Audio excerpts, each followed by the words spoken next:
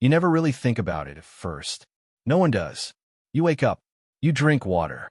You splash it on your face, spill some into a clay basin, maybe even dump a little into the garden if you're feeling particularly rich with it. The bathhouse gurgles to life, the fountains giggle in the distance, and the air smells like warm stone and laurel oil. You think it's magic. Maybe the gods. Maybe an old man with a bronze bucket and a smile. You're a child, after all, not a philosopher. But then you grow up. You start to notice things.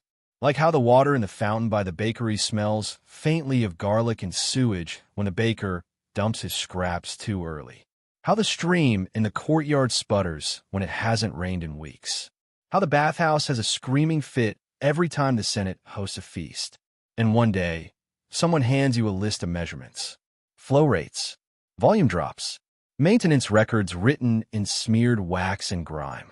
You hold a crooked little stylus in your hand, and your supervisor, a man with no visible eyebrows and fingers like broken twigs, points you toward a dark hole in the ground and says, "Go check it.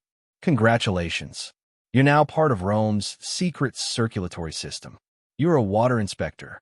To the outside world, the aqueducts are miracles. Glorious arches marching across the countryside. Marble fountains that splash like laughter. Public baths the size of temples. Rome runs on water, and that water runs through you. Well, around you. Through the tunnels you inspect. Through the stone veins you crawl. Through the slime you swallow.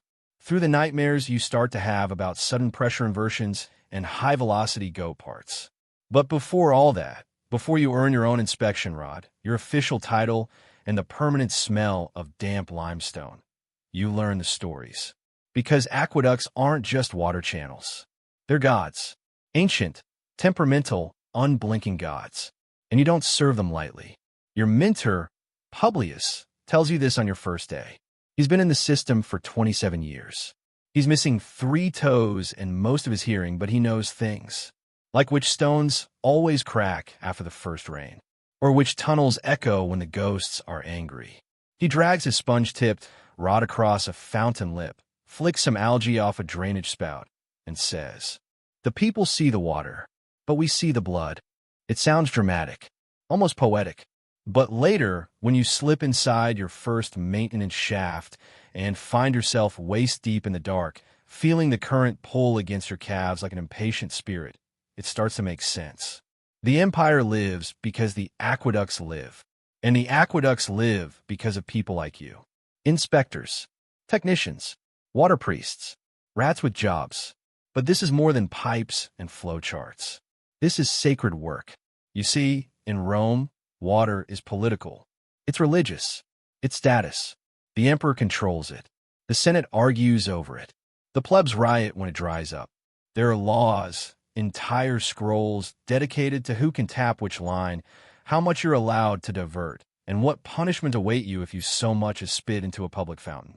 Spoiler, it's usually fines, but also sometimes exile or being drowned in the very fountain you desecrated. Rome is consistent like that. You're part of the curator's aquarum, the appointed officials and laborers responsible for maintaining the empire's water system. The curators of water, which sounds beautiful until you realize it means something closer to janitor for the world's most temperamental god. And the god is hungry. At its peak, Rome has 11 major aqueducts. Combined, they carry over 200 million gallons of water a day. That's enough to flood entire cities. And much of that is funneled through stone channels, lead pipes, settling tanks, overflow basins, and intricate distribution towers with names like Castellum Aquae and Pisanum Aria. You will learn these names. You will whisper them in your sleep. The aqueducts serve private villas, public baths, ornamental fountains, latrines, gardens, brothels, temples, and occasionally sacrificial pits. Sometimes all in the same block.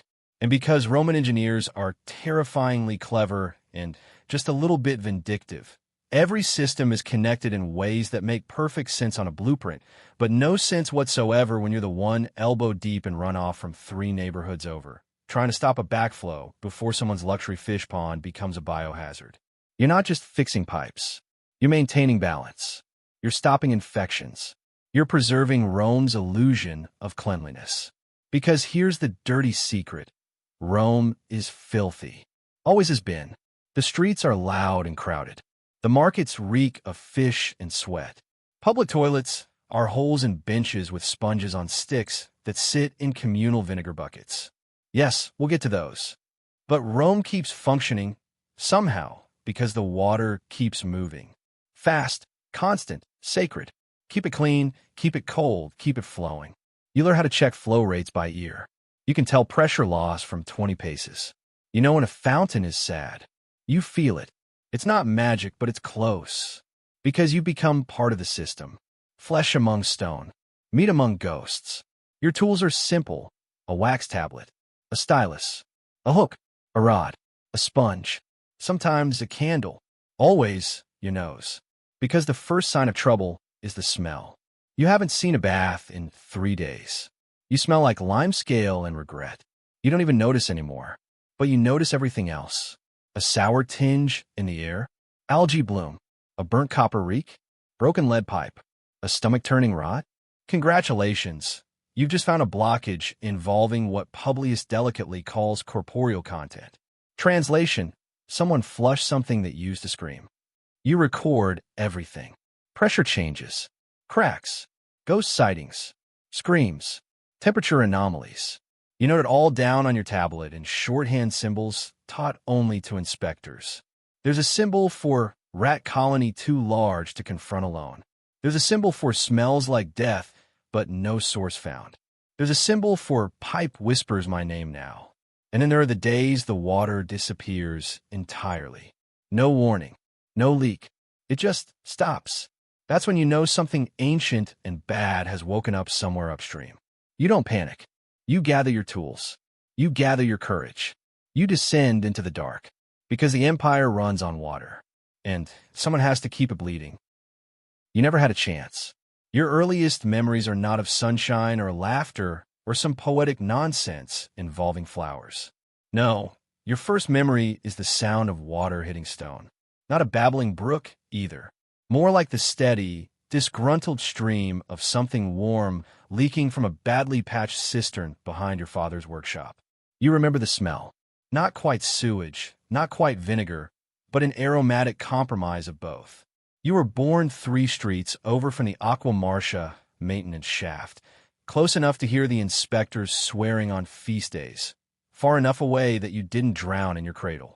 Lucky you. Your father was a junior valve turner for the Officium Aquarum, the water office. He had strong hands, a permanent squint, and a back that creaked like damn floorboards. He told you bedtime stories about pressure differentials and illegal taps. When you cried, he rocked you with one arm and cleared clogs with the other.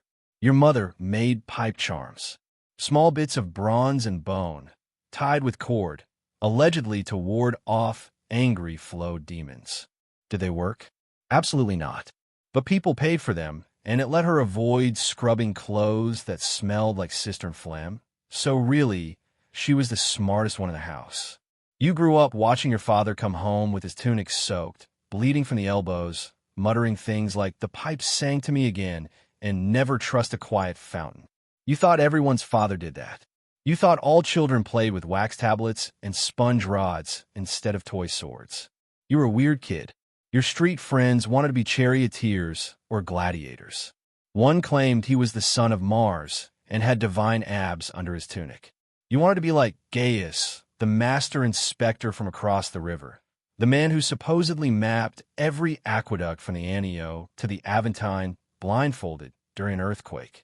Your hero wore sandals with iron soles and smelled like algae stew. When other children picked flowers, you picked limescale flakes from the public fountain and compared mineral density. One day, you proudly told a street vendor his drain was reverse siphoning due to poor incline. He called you a witch and threw a turnip at you. Your education was informal but intense. Your father showed you how to read pressure charts before you could write your own name. You learned to hold your breath for 90 seconds by playing who can last the longest inside the bucket. You won 3 times. The 4th time, your uncle had to pull you out and resuscitate you with fennel smoke. By age 9, you could recite the names of all major aqueducts feeding Rome, along with their flow rates, maintenance intervals, and known problem zones. By 10, you'd found your first dead animal in a water shaft. It was a piglet. You named it Pluto. Your mother burned your tunic and your shoes and wept. At 12, you were officially apprenticed to your father's crew. You signed your name with a nervous, shaky hand and were given your first official sponge rod.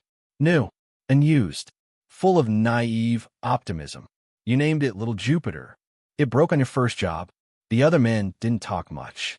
They were hardened, damp, and quiet in the way that people become after spending too long in spaces not meant for breathing. They watched you silently as you tried to find footing on the slippery steps of the Aqueduct inlet shaft. They did not catch you when you fell. You earned their respect by standing up again and not crying. On your third day, you met the inspector. No one said his real name. They just called him that like it was a title or a curse. He wasn't particularly old, but he looked like he had been carved from salt and then left in the rain. His eyes were pale, his fingernails were black, and he carried no tools, only a thin wax tablet and a stylus that smelled faintly of mold. He looked at you, just once. Then he said, "Hope you like rats," and walked into the maintenance shaft without another word. You would not see him again for 6 months. The work itself was, let's call it, practical. You held tools. You fetched more tools. You were sent into crawl spaces too small for grown men. You were frequently wet. You were occasionally bitten. You were always tired. And you learned. You learned how to hear the difference between a happy pipe and a pipe about to rupture. You learned how to tell when a block wasn't just a block, but a rotting goat corpse wedged sideways into a secondary junction, gumming up an entire district. You learned to breathe through your mouth, then through a cloth, then not at all. By the time you were 14, you had more practical plumbing experience than most mid-tier magistrates. By 15, you'd been inside the Cloaca Maxima.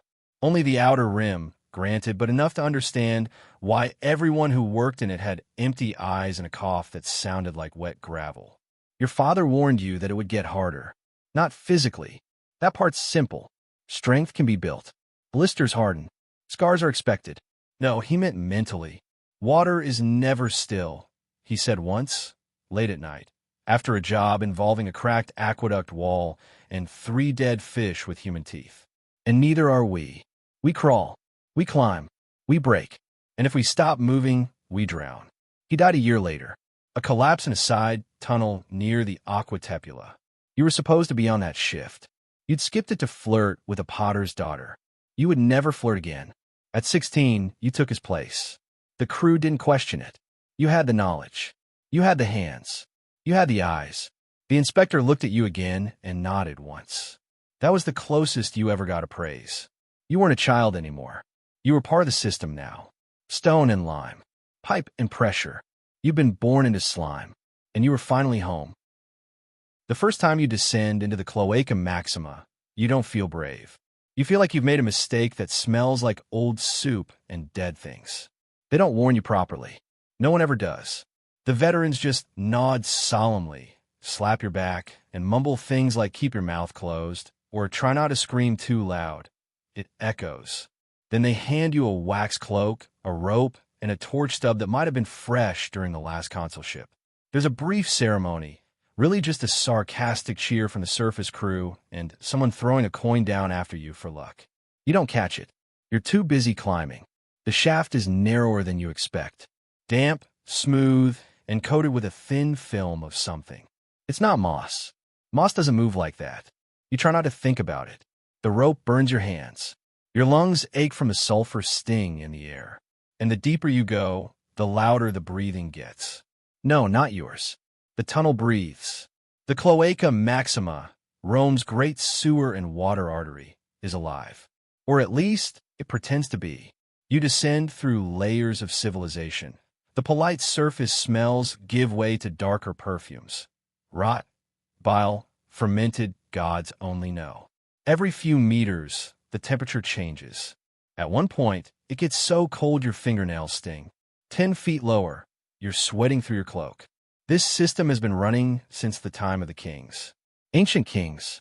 The kind with square beards and punishments involving snakes. The original Cloaca was little more than a glorified ditch. Now, it's a vaulted stone beast that moves water, waste, rain, spirits, and rats with bureaucratic efficiency. You reach the first platform. It's not really a platform, more a flattened slope where inspectors can crouch and not immediately fall into the main current. You unclip your rope, take a breath, regret it, and begin your first solo job. Inspection duty. You've been assigned a 40-cubit segment. It runs beneath a market square and 3 tenements, one of which is known for throwing entire animal carcasses down the drain rather than pay disposal fees. The blockage report says organic mass intrusion, which is official talk for something in here used to have teeth. You light your torch. The shadows recoil like insects. The walls, made of heavy stone and ancient regret, weep condensation. You step forward. Immediately, your foot sinks into something warm. You learn that the cloaca has layers. There's the visible slime, the invisible film, and the crawling texture that suggests multiple types of life moving in harmony. And by harmony, we mean a blind, screaming chaos symphony composed entirely of teeth and chitin. And then come the rats. You hear them before you see them, a skittering chorus of claws on wet stone. Then 24 pairs of eyes blink in the dark. The largest one, whom you later name Marcus, for reasons unclear, hisses at you, but does not run. This is their home, after all.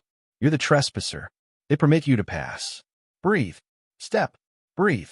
Scrape. You begin your examination. The tunnel's curve is slightly off. That means shifting stones. Probably an old quake. You note it. A hairline fracture on the right wall, a sign of pressure buildup in the adjoining water vein. Another note. The water's coloration is off, too green. That could mean moss, algae bloom, or something more sentient. Then you find the blockage. It's big. The torchlight flickers against a wet mass of tangled fabric, straw, bones, and, yes, of course, teeth. Not human. Probably goat. But then, something about the number of eye sockets suggests a more experimental diet. There are vines. There are beetles. There's a smell that makes your soul temporarily evacuate your body. You get to work. The rod you use is simple. Wooden shaft, reinforced tip, sponge at one end, scraping blade at the other. You call it old reliable. It doesn't judge you. It doesn't scream. It just scrapes. The first few jabs dislodge some slime. The second wave hits something solid. On the third, a section of the mass shifts, opens slightly, releasing a gas bubble that predates the Republic. You fall back gagging. Torch drops. It hits the slime, sputters, goes out. Suddenly you're blind, kneeling in centuries-old filth, listening to something behind you go plop. You've never moved so fast in your life. You light your backup torch. Always carry 2, rule number 5, and proceed to dismantle the mass chunk by chunk. Every handful reveals a new horror, a child's sandal, a bronze comb, a desiccated bird's wing. At one point, you find a tooth still stuck in a grape stem. After 2 hours, the water begins to move again. A soft gurgle, a polite burp, then a roar as pent-up flow rushes past you, nearly taking your tools and legs with it. You step back, dripping, trembling, victorious. The blockage is gone. The flow has returned. Somewhere above, a public toilet breathes a sigh of relief. You sit on the platform, exhausted. The rats return. Marcus nibbles your boot. You don't stop him. And then a sound. A new one. Whispering. You freeze. It's not language. Not really. Just the soft susurration of water on stone, with something just beneath it. An almost hum. Rhythmic. Ancient. Hungry. You hear your name in it. Or think you do. You mark the wall with a wax glyph. Inspectors leave these when they sense something. Not always danger. Sometimes just change. When you climb out, pale and soaked and 5 years older than when you went in, your crew doesn't ask questions. They see it in your eyes. You've been baptized. Not in water. In flow. You are an inspector now. And the cloaca remembers you. It starts with the dripping. You're walking a maintenance tunnel beneath the Aqua Virgo, checking sediment basins, minding your own business when the drip changes pitch. Just slightly. Just enough to make your left ear twitch like an anxious dog. You stop. You tilt your head. You listen. One of the more charming truths of your career is this: water sings. Not like a liar, no. Not like something you'd want in your ears while sipping wine in a garden. It sings like a trapped thing, like a creature forced through too tight spaces at unnatural speeds, muttering curses in mineral tongues. And if you learn to listen, really listen, you could tell exactly what it's angry about. The whispering walls are real. It's not superstition. It's not metaphor. It's not a side effect of breathing moldy lime dust for 9 years. Well, maybe a little of that, but mostly it's real. You're trained in it the way a priest is trained to read entrails.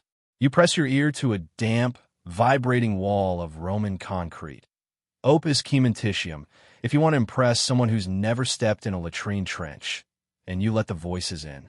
A good inspector knows the difference between healthy murmurs and distressed murmurs. A happy aqueduct wall hums with a wet, stone cradle lullaby. It's soothing, steady, slightly off-key, like your uncle singing drunk during Saturnalia. It means water is flowing properly, pressure is stable, and nothing's about to kill you. But when something's wrong, the hum changes. You hear stutters, gurgles that don't belong, a wet hiccup, a thud where there should be a slosh. Sometimes it sounds like a heartbeat, too fast. Sometimes it sounds like breathing, and not the good kind. Not yours. Your mentor, old Gaius, may his bones rest somewhere dry, once told you, if it sounds like it's choking, get out. Fast. That wall's about to spit. He was right. 2 weeks later, an inspector ignored a choking wall under the Aqua Claudia. The pressure built up behind a hairline crack. Then it exploded. They never found his left leg. His wax tablet was still recording pressure drop, right up to the point where the water turned it into soup. The wall survived. Of course. They always do. You develop instincts. Your fingertips become sensors. You tap the walls and feel vibrations echo back, like a bat in a cave, but covered in mildew and stress. You learn to predict bursts, collapses, and pipe inversions hours before they happen. You also learn the sounds of things you should never hear. There's a hiss that doesn't come from steam or pressure. There's a squelch that suggests movement in places where nothing should be moving. There's a particular gurgle, slow, deliberate, hungry, that no one can explain. When you hear it, you mark the wall and leave. You don't log a cause, just a warning glyph, a sign to others. The veterans don't question it. They've heard it too. One day, you're patrolling a section of the Aqua Triana. It's beautifully built, one of the newer systems, feeding imperial gardens and fountains that spray water into the air purely for the joy of wasting it. You're alone. You feel at first a shift in temperature. The tunnel drops several degrees in a breath. Your torch flickers, even though there's no wind. Then the hum starts. Not a normal hum. This one is sharp, high, almost metallic. It cuts through your skull like a needle dipped in ice. You freeze. You press your ear to the wall, and it says your name. Not clearly, not in Latin, but your name is there in the rhythm, over and over like a pulse. You do what you've been trained to do. You back away, slowly, no sudden moves. You don't turn your back on the wall. You keep eye contact if it had eyes. You whisper your exit prayer. You walk backwards until the hum fades. Then you run. You report the section. The engineers send a team. They find a crack. Nothing serious, they say. A mineral vein heating against a lead pipe, they say. Perfectly explainable. But a week later, that tunnel collapses. Kills 3. Floods 2 baths. A garden fountain erupts in a 20-foot geyser that decapitates a marble cherub and shatters the windows of the praetor's villa. They rebuild the wall, but it hums differently now. You start hearing stories from other inspectors. Stories that sound like your own. Stories about walls that remember. Walls that echo names. A few claim they've heard Latin phrases whispered at night. Old, broken words like restore, drown, and hunger. A man from Alexandria swears the Aqua Augusta once repeated the exact time and date of his brother's death. Another, working under the Palatine Hill, reports hearing marching, dozens of synchronized footfalls just beyond the stone. He's later found unconscious in a dry shaft, babbling about the Aqueduct Legion. He never returns to work. He takes up goat farming in Etruria. You wish him well. You keep listening. Because now you have to. The whispers come more often the deeper you go. The older the system, the louder the voice. The oldest tunnels, carved during the reign of the kings, scream if you press your ear too long. One new inspector did exactly that, bled from both nostrils and tried to strangle his own reflection in a cistern pool. They say the water talks to itself, that the aqueducts are all connected, not just by design but by something older, something that learned to speak through stone, something that remembers every echo, every footstep, every breath taken underground, something that might be listening, too. Sometimes you speak back, just to see if anything answers. It usually does. Here's the cruel irony. The water that keeps Rome alive is also slowly turning its veins to stone. It doesn't matter how perfect the aqueduct slope is. Doesn't matter how brilliant the engineers were. Eventually, if you move water through stone long enough, it leaves souvenirs. Calcite. It's the empire's most polite plague. It builds itself in secret, one crystal at a time, forming beautiful, glistening tombs inside the arteries of Rome. And you, dear inspector, get to remove it. With a hammer. By hand. For hours. Sometimes days. Your wrists will hate you. Your fingers will crack. Your nose will burn from the white dust that sticks to your throat like powdered bone. But first, you must crawl to it. It starts with the signal. Decreased flow in a secondary conduit. A noblewoman complains her villa's private fountain only spits when she screams at it. You're dispatched, because nothing says elite Roman decadence like shrieking at plumbing. You arrive. You check the Castellum Divisorium, the distribution tank. Your flow readings confirm it. Partial blockage, likely calcite, probably 30 feet in. You sigh. You do the math. You sigh again. Time to scrape. Now, don't imagine some glamorous archaeology moment. There is no dramatic cave-in, no buried treasure. Just you on your belly in a shaft designed for water, not human dignity. The air is tight. The ceiling presses low. You smell minerals, mold, and last week's lunch try and climb its way back up your throat. You reach the deposit. You light your inspection lamp. It's dazzling.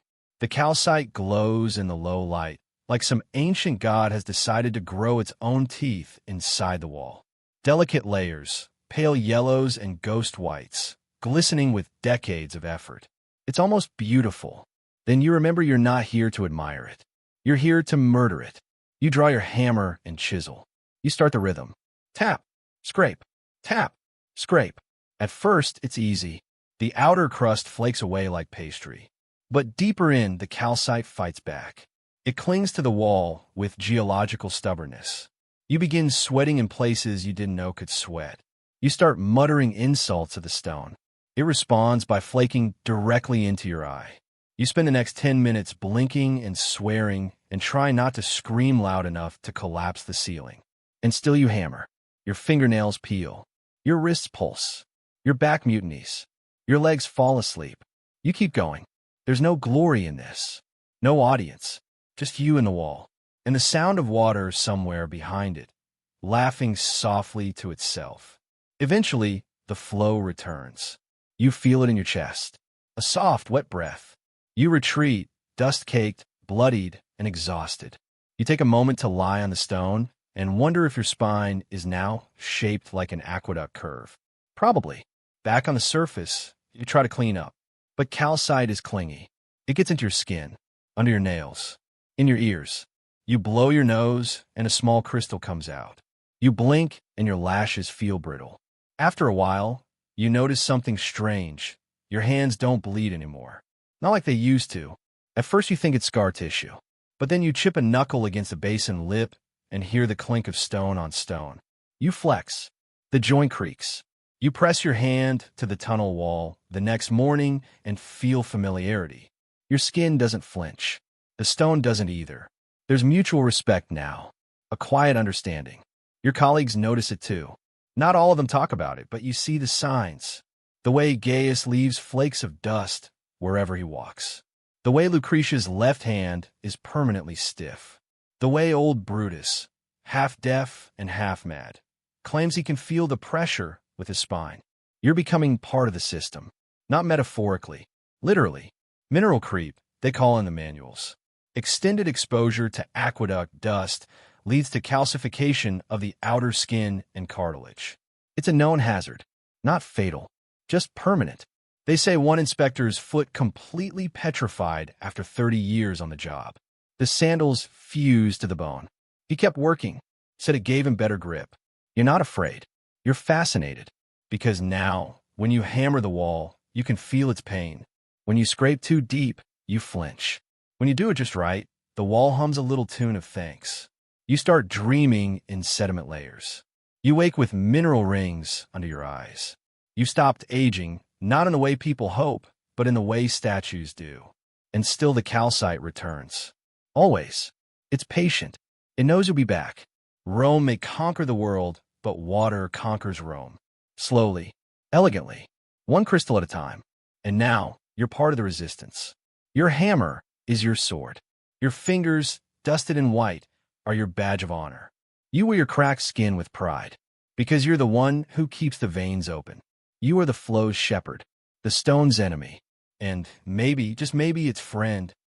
They never hand you a map, not a real one.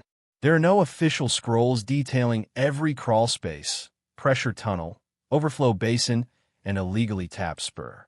No wax tablets lovingly etched with slope ratios and backup routes.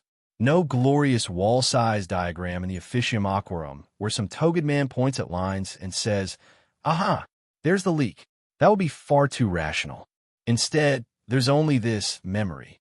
The living, breathing map etched into the skulls of those who've spent their lives crawling through Rome's veins like intestinal worms with torches and very low self-esteem. And now it's your turn to become one of them. You begin with the named Aqueducts, the ones every schoolchild recites while playing Guess the Emperor's Ego. You memorize them first. Appia, Annio Vetus, Marcia, Tepula, Julia, Virgo, Claudia, Annio Novus, Triana. You learn when they were built, how far they travel, which hills they feed, which fountains they delight, and, most importantly, which ones hate you personally. Then come the branches, the secret veins, the utility tunnels, the underground bypasses built during times of siege, plague, or bureaucratic panic. These are never documented. You learn them by crawling, by bleeding, by being lost for 6 hours, and whispering to yourself in the dark until the wall finally takes pity on you and lets you find an exit valve. There is no sense of logic to these branches. They twist beneath temples, loop under baths, cross private wine cellars, and forgotten catacombs. Some were added to serve a now-dead senator's personal fish pond. Others were never meant to be part of the system at all, repurposed from Etruscan tombs, drainage ditches, or very ambitious road and highways. There is a spur beneath the Aventine that loops around in a perfect circle. No one knows why. If you follow it long enough, you end up back at the same wall with a different set of bones beside it every time. There's a vertical shaft near the Tiber that supposedly leads nowhere, but echoes with footsteps that don't match your own. No inspector claims it. Every few years, someone tries to chart it. They don't return. So instead of drawing a map, you become one. You mark pressure points with memory hooks. This is where I got stung by a sewer wasp. Turn left to the rock that looks like a screaming face. Don't touch the green slime near the Claudius spur. It hums. 2 paces past the rusted nail. Then up. Always up. Eventually, your mind becomes a vault of pipes, a cathedral of dripping stone.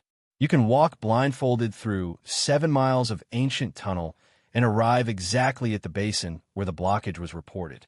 You know which walls sweat, which ceilings drool, and which floors burp. And then come the forbidden zones.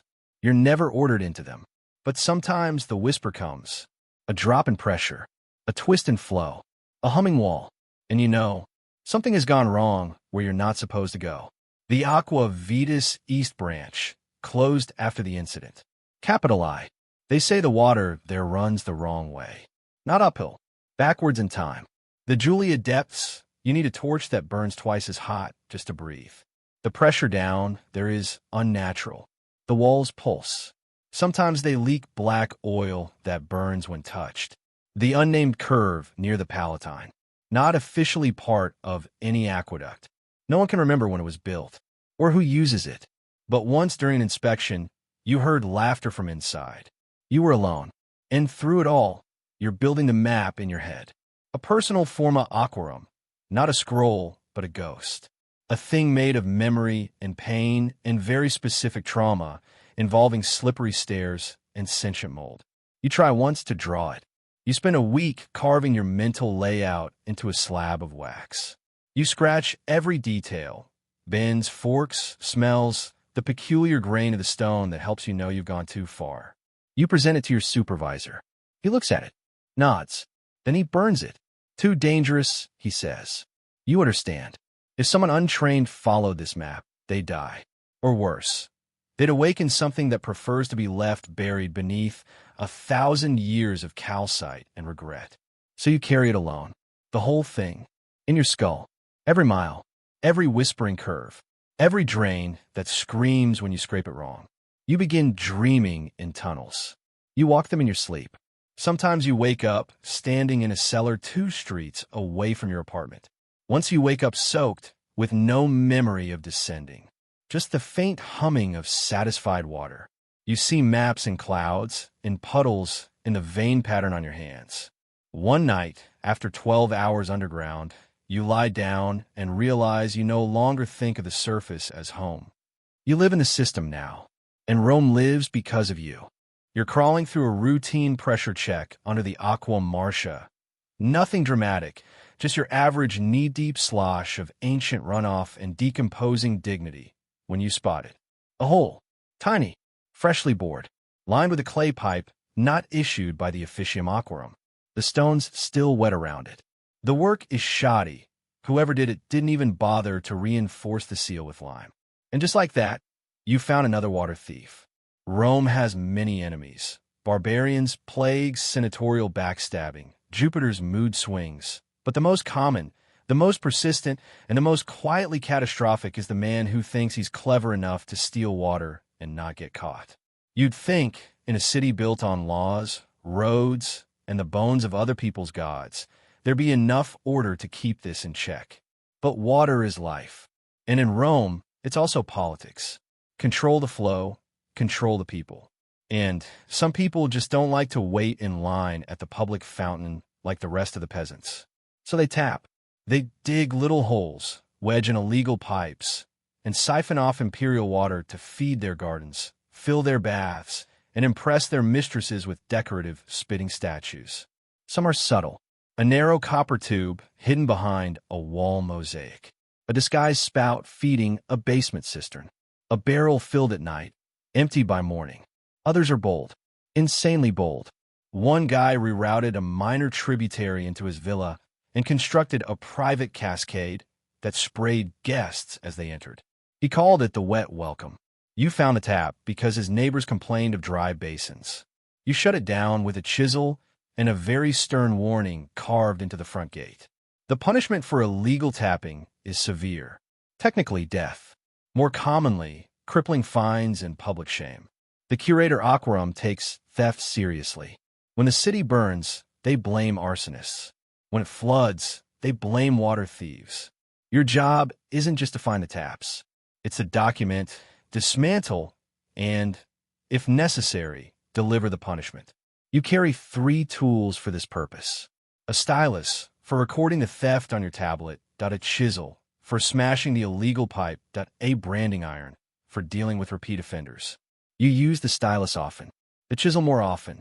The brand, well, let's say the brand has its own leather case and makes grown senators cry. The thing about water thieves is they think they're smarter than you. They imagine that because they live on a hill or have a cousin in the Senate, you won't notice the sudden pressure dip in a tertiary flow line at 2 a.m. But you do, because you're part of the system now. You feel its imbalances. When a tap bleeds water, the aqueduct hums differently. It limps. It mutters. And you follow the scent like a hound. One time, you traced a leak through an old granary, across a fish market, and down into the cellar of a tavern where a hidden bathhouse was being operated illegally. For naked men, try to bribe you with fish. You declined, politely, then smashed their pipe and branded the ringleader on the shoulder. They offered you a job. You declined that too. Some taps are darker, less about indulgence, more about control. Once in the Subura, you found a pipe feeding water into a house of oracles. The priestess claimed it was holy spring water, gifted by the gods. She charged double if it was still warm. You traced it back to a cracked junction of the Aqueduct. The water had passed through 4 pig pens and 1 dead beggar's sleeping niche before reaching her shrine. You shut it down. She cursed you, claimed your soul would leak out like bad pressure through a faulty spigot. Honestly, it already was. The hardest ones to find are the clever taps. They use real stone. Match the wall's color. Bury the pipe deep, then bleed it upward via capillary action to a fountain that looks completely legal. You only catch them if you know exactly what the pressure should be by instinct. You caught one of these in the garden of a wealthy wine merchant. The water line was 2 scruples too high. That's less than a fingernail's width. But you knew. You dismantled his fountain in front of him while he screamed about sabotage. You presented your evidence, a bent copper tap, a drilled-out feeder hole. He tried to bribe you. You offered him the branding iron. He fainted. You left the pipe on his dining table as a reminder. Water is sacred, not in a priestly sense, but in the Roman one, because it's expensive, because it took 1,000 years, 10,000 slaves, and more engineering brilliance than all of Gaul could manage in a century to bring it down from the mountains. Every illegal tap weakens the system, not just physically, spiritually. The aqueducts are alive. They know when they're being drained improperly. They begin to whisper louder. The walls moan. The tunnels sweat harder. You've seen an entire section collapse because one fool tried to bleed pressure from the wrong valve. And then there's the retribution. You've heard stories. Everyone has. An inspector once found a tap that had been feeding a noble family's private nymphaeum for years. It was deep in the hills, in a disused spur. When he tried to close it, the pipe burst. Not with water, with insects. Thousands of them. Black. Crawling. Screaming. He came back changed. He doesn't speak anymore. He just hums. In calcite tones. The family? Died in a landslide.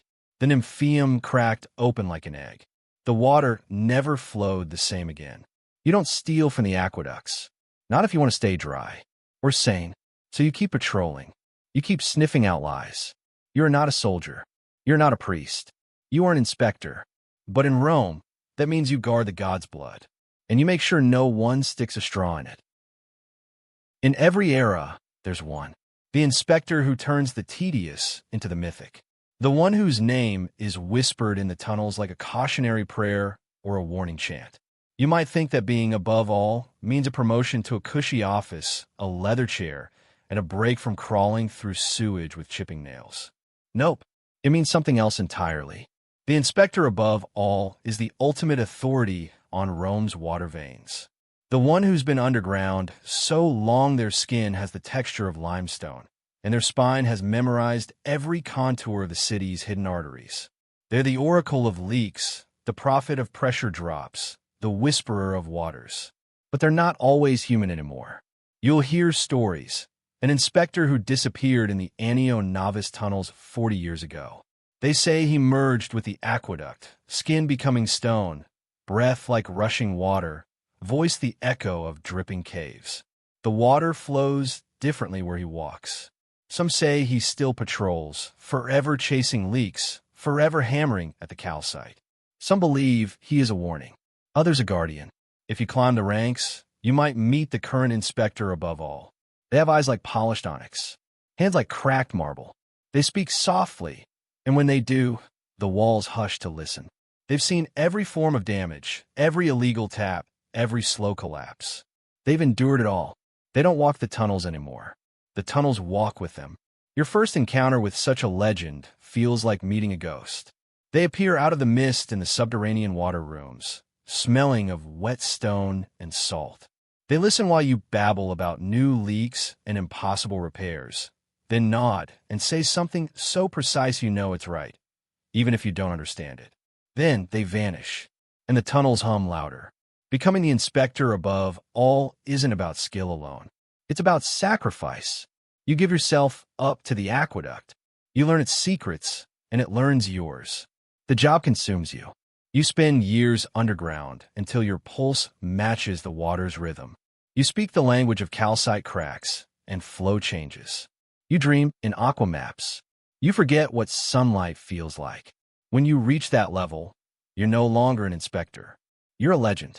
You're the heartbeat beneath the city. And if the aqueduct calls, you answer.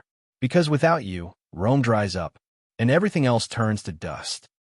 You think the aqueducts just carry water? Oh, sweet summer child, you couldn't be more wrong. Sure, they funnel pure mountain streams down to marble fountains and public baths, but underneath the surface lurks a dark truth. The water carries more than minerals and city grime. It carries history, memories, curses. Yes, curses. Imagine this. Somewhere deep in the hills, a disgraced sorcerer, exiled and furious, throws a vial of poisoned fate into the source spring. Or a vengeful priest, upset about his temple's demolition, ritually contaminates a feeder stream. And this isn't just some fairy tale for children. Ancient Rome was rife with superstitions about water.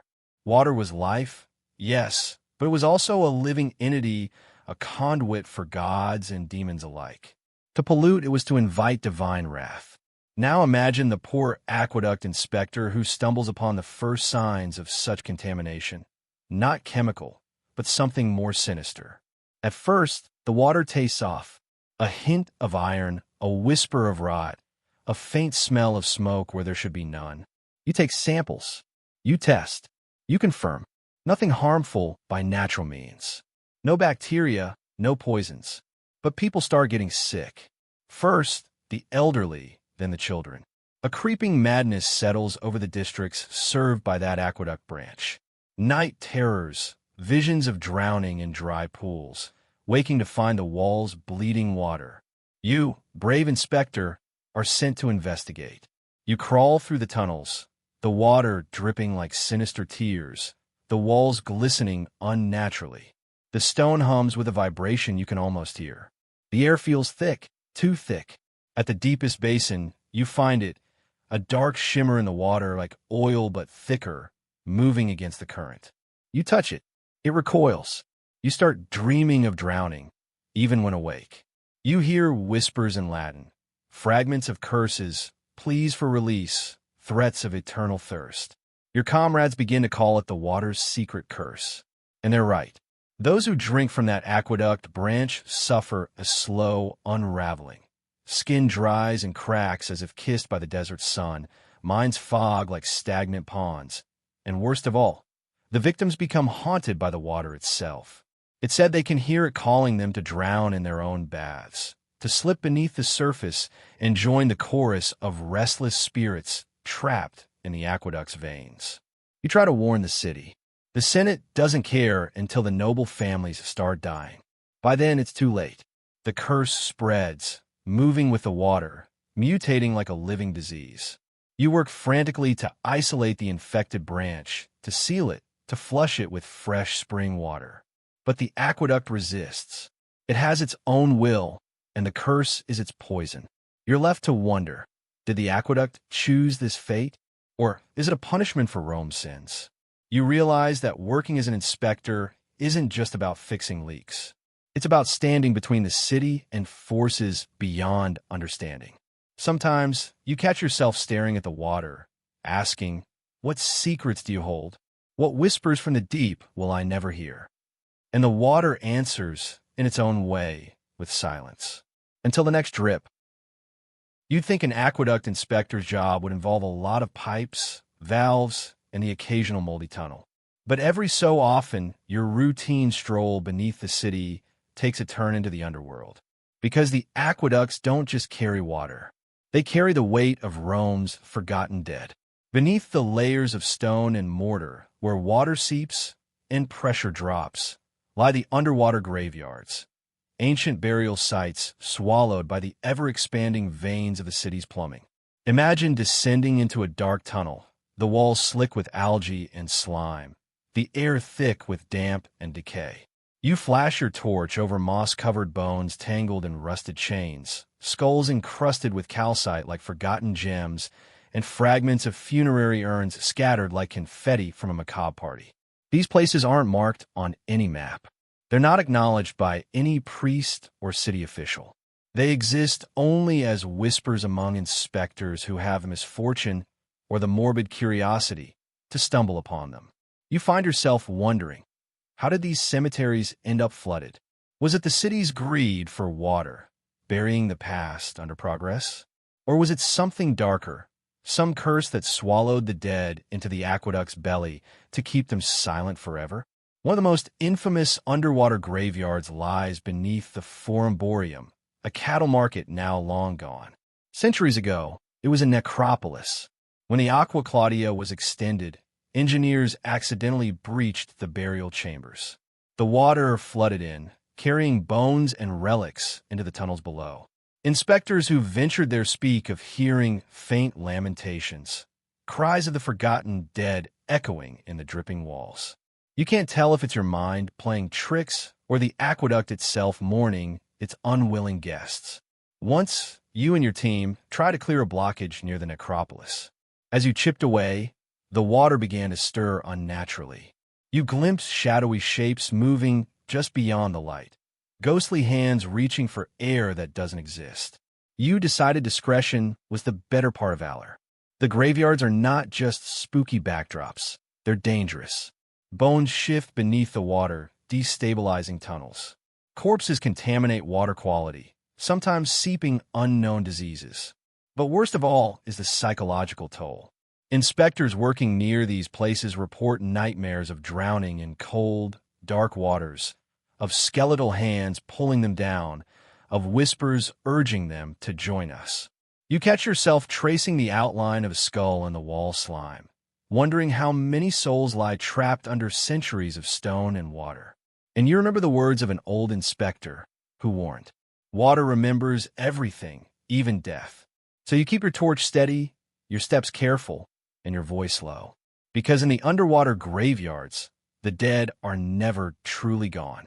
When you think about the Roman Empire, you probably picture legions marching, emperors scheming, senators backstabbing, and gladiators swinging swords.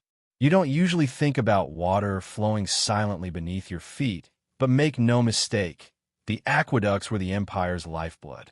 They were a statement, a weapon, and a logistical nightmare all rolled into one. You're not just maintaining pipes. You're upholding the very power structure of Rome. The aqueducts carried water from far-flung mountains, sometimes over 50 miles away, into the heart of the city. Without them, Rome would have been a dusty, miserable pile of ruins. They made possible the baths, the fountains, the latrines, and the lush gardens of the elite. Control the water, and you control the city. That's why emperors spent fortunes building and maintaining them, and why the job of inspector was both a blessing and a curse. You remember the day the Aqua Appia partially collapsed during an earthquake. It wasn't just a structural failure. It was a political crisis. Without water, the city's baths closed, the fountains ran dry, and the people grumbled louder than the Senate could tolerate. Inspectors scrambled to repair the damage, but the rumors had already started. "The gods are angry," whispered the priests. "The empire is crumbling," muttered the merchants. You carried your tools through rubble and mud, digging, patching, and cursing. Behind every repair was a reminder: empires fall when their lifelines break. The aqueducts were also symbols of Rome's engineering brilliance and its insatiable appetite for domination. They carved paths through hills, tunneled under rivers, and bridged valleys on towering arches. And you walked all of it. You've seen bridges so high the city looks like a toy set beneath them. You've clambered over scaffolding that creaks like a dying beast. You've sealed leaks with lime plaster that hardened like ancient scars. But the empire's thirst was endless.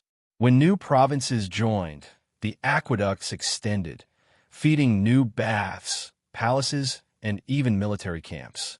You were sent on missions far beyond Rome's heart, inspecting aqueducts in Gaul, Hispania, and North Africa. Each time, the water whispered different stories, different curses, different dreams. You became a living link between the imperial will and the fragile, watery veins that kept it alive. And with every mile, every arch, every drip, you realized You weren't just an inspector. You were the empire's silent sentry. If you think aqueduct inspection is just a job, think again. It's an obsession, a curse, and a relentless cycle. You rise before dawn, dressed in worn leather boots that smell like forgotten cellars, a tunic stained with centuries of grime, and a lamp that's never bright enough. Your day consists of climbing down slippery shafts wading through fetid pools of water mixed with sewage, mud, and who knows what else, scraping slime off ancient stone with a chisel measuring pressure with rudimentary tools that require guesswork and prayers documenting every crack, leak, and suspicious discoloration in ledger after ledger. And just when you think you've mapped the entire network, you find another crack, another illegal tap, another hidden chamber dripping mysterious fluids. You chase leaks like a detective chases criminals, except your criminals are water molecules sneaking through microscopic gaps. The aqueduct doesn't rest. Neither do you. At night, you lie awake, haunted by the sound of dripping water. It's relentless. It seeps into your dreams and your bones. You start to wonder, is it water that flows through you now? Or are you just another part of the aqueduct's endless cycle? Friends forget you. Your skin cracks. Your voice becomes a whisper in the subterranean halls. You wonder if you're still human or if you've become part of the aqueduct, an eternal inspector, doomed to patrol forever. Yet, somehow you carry on, because Rome depends on it, because water waits for no one. Rome's aqueducts look eternal, but underneath all that stone and mortar lies a fragile network, a network that can collapse without warning. You know the signs. Water pressure suddenly dropping, strange rumblings deep in the tunnels, new cracks forming in impossible places. Then one day it happens. You're halfway through an inspection when the ground trembles. A section of the tunnel caves in with a roar that drowns out the water's song. You dive for cover as rock and water crash down. You crawl through the chaos, choking on dust and darkness. You find trapped workers, injured citizens, and leaking pipes spilling gallons into the streets. Your job shifts instantly from inspection to rescue.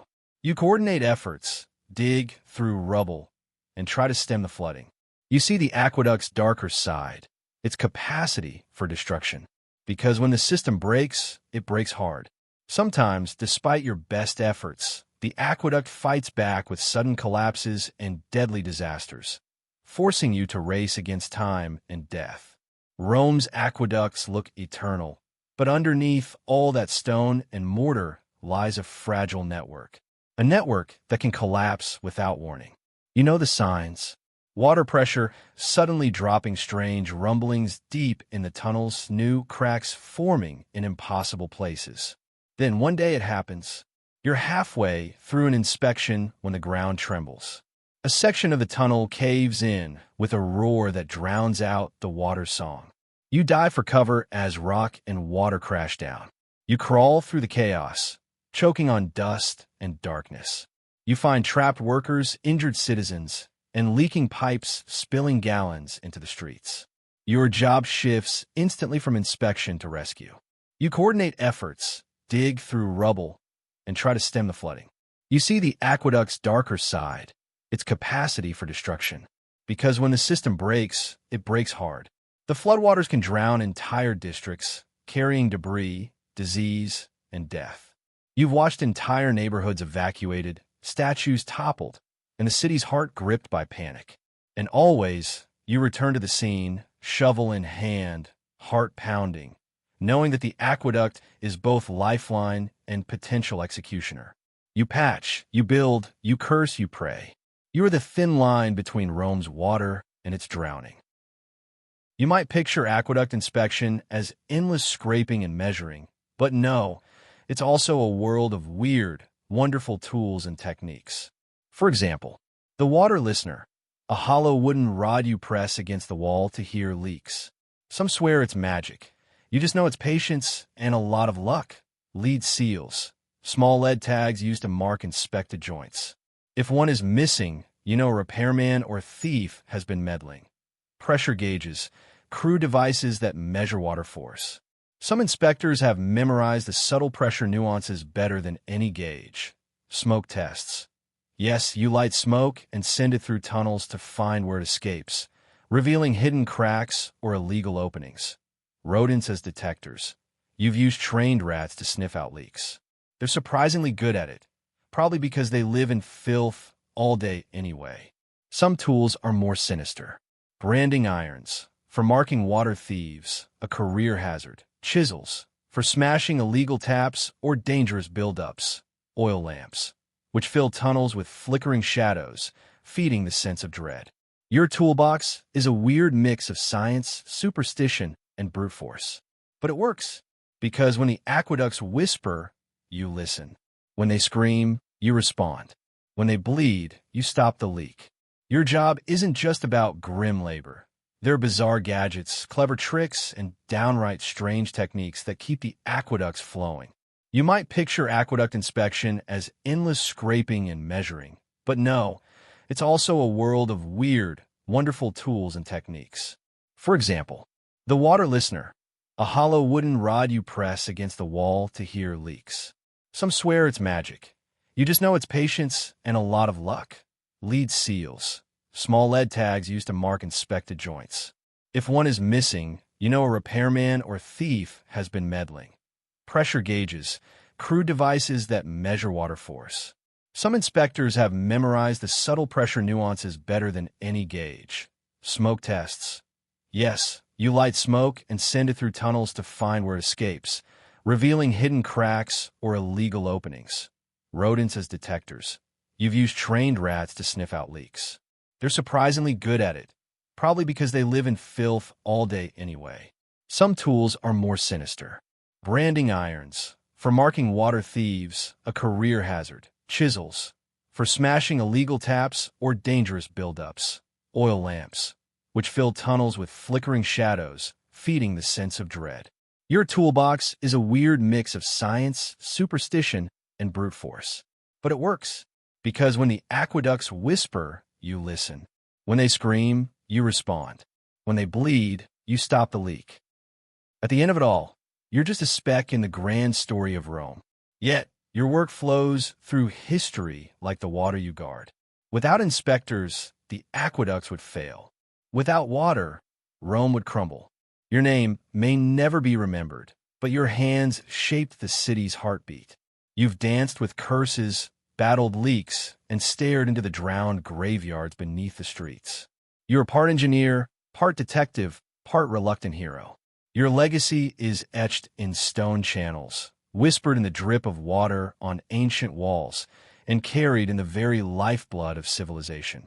So the next time you see a fountain, a bath, or a trickling spout, remember, somewhere beneath the city, an inspector is still crawling, listening, and fighting to keep the water flowing. And they always will.